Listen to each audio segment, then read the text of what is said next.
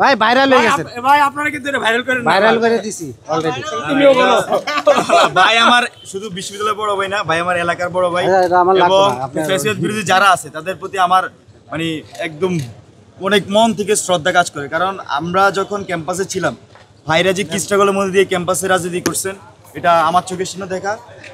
এবং আমি নিজে বিএনপি পরিবারের সন্তান, আমার পরিবারও আওয়ামী লীগ দ্বারা নির্যাতিত পরিবার, এবং আমি এখানে এসে ছাত্ররাজনীতি করছি হয়তো ডিফারেন্ট জায়গা থেকে, কিন্তু যারা এই যে নাহিদ ভাই আছেন সবার প্রতি এই সম্মান আমাদের আছে, থাকবে সবসময়, যারা ফ্যাসিলিটির বিরুদ্ধে বুক চেতে লড়াই করেছে। আমার বন্ধু ছিল আতিক মোর্শেদ আপনাদের, তারপর হচ্ছে ও যখন জেলে গেছিল ওই সময়টার কথা আতিক মোর্শেদ যখন জেলে গেছিল, তো আমি তো অনেক বলতেছিলাম একটা ফোরামে যে এই সময় যারা ছাত্রদল করতেছে তারা এই সময় সবচেয়ে সাহসী সংগ্রহ।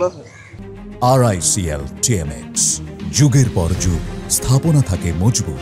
তার কারণটা হচ্ছে ছাত্রলীগ যে ধরনের মারধর করতে, এই মারধরের বিরুদ্ধে তারা সবসময় বুক চেতেছে। থাকবে ইনশাআল্লাহ ইলেকশনে। এই দুই প্রার্থী একসাথে ভাই এক মিনিট ভাই একটা প্রশ্ন উত্তর দিবেন।